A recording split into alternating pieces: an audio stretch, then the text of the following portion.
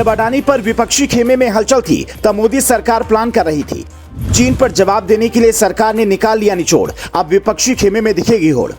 मोदी सरकार का प्लान कामयाब, सनसनीखेज मैसेज पर लगाई लगाम।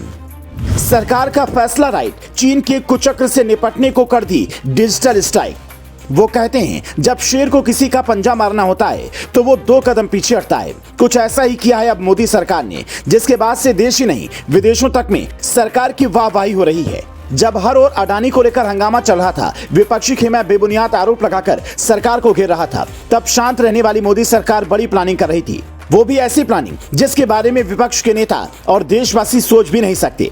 वैसे देखा जाए तो मोदी सरकार ने हमेशा से अपने नए फैसलों से देशवासियों को चौंकाया है। कुछ ऐसा ही अब की बार फिर से मोदी सरकार ने किया है। देश के प्रधानमंत्री नरेंद्र मोदी की अगुवाई में सरकार ने चीन पर एक बड़ी डिजिटल स्ट्राइक की है। अब आप सोच रहे होंगे आपकी बार ऐसा क्या कर दिया, तो वो भी आपको बता देते हैं। दरअसल पिछले कई दिनों से आप देख रहे होंगे कि आपको भी फोन पर लोन लेने के लिए या फिर अलग अलग गेम्स के एप्लीकेशन दिखते थे, जिसमें लोन का लालच देकर लोगों को लूटा जाता था। अब उसी के खिलाफ सरकार ने कार्रवाई की है।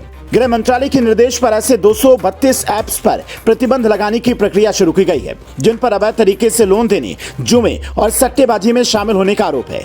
इनमें अधिकतर चीनी ऐप्स हैं। इलेक्ट्रॉनिक्स और सूचना प्रौद्योगिकी मंत्रालय के एक अधिकारी ने बताया, इन ऐप्स पर तुरंत प्रभाव से प्रतिबंध लगाने का आदेश जारी किया गया। इनमें 138 ऐप सट्टेबाजी, जुआ और मनी लॉन्ड्रिंग में शामिल हैं। वहीं अनाधिकृत तरीके से लोन के जाल में फंसाने वाले 94 ऐप हैं। आपको बता दें कि इस बात को लेकर दिल्ली समेत तेलंगाना, उड़ीसा, यूपी जैसे राज्यों के साथ केंद्रीय खुफिया एजेंसियों ने भी केंद्रीय गृह मंत्रालय से इन ऐप पर कार्रवाई करने की सिफारिश की थी, जिसका मोदी सरकार ने संज्ञान लिया और बड़ी डिजिटल स्ट्राइक कर दी। इन ऐप्स पर भारत की अखंडता को नुकसान पहुंचाने वाले कंटेंट मौजूद हैं। ये आईटी एक्ट की धारा 69 के तहत अपराध है। ये ऐसे ऐप हैं जो देश की आर्थिक स्थिरता के लिए खतरा पैदा कर रही हैं। इतना ही नहीं, इससे पहले कई लोग लोन के चक्कर में सुसाइड भी कर चुके हैं। मंत्रालय के अधिकारी ने बताया, जांच में पता चला कि ये ऐप लोगों को कर्ज लेने और सट्टा खेलकर जीतने का लालच देते हैं।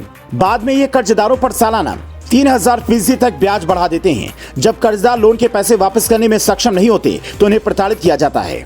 उन्हें व्हाट्सएप समेत कई सोशल मीडिया मंच पर भद्दे मैसेज भेजते हैं और उनकी तस्वीर से छेड़छाड़ कर उन्हें वायरल करने की धमकी देते हैं। इससे परेशान होकर कई लोगों ने आत्महत्या भी की है। जानकारी के लिए आपको बता दें कि मोदी सरकार ने इससे पहले भी सुरक्षा का हवाला देते हुए 250 चीनी ऐप्स पर बैन लगाया था।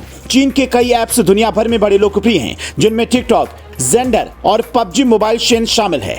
इसके अलावा भारत में कैम स्कैनर, फ्री फायर सहित अन्य ऐप्स को भी बैन किया गया था, क्योंकि वे यूजर्स का पर्सनल डेटा इकट्ठा करते और यूजर्स से कई तरह की परमिशन मांगते थे। फिलहाल अब सरकार ने बैन कर दिया है, जिसका फायदा हमें आपको सबको मिलेगा। मोदी सरकार के इस फैसले को लेकर आप क्या सोचते हैं, कमेंट करके जरूर बताएं और वीडियो को शेयर करना ना भूलें।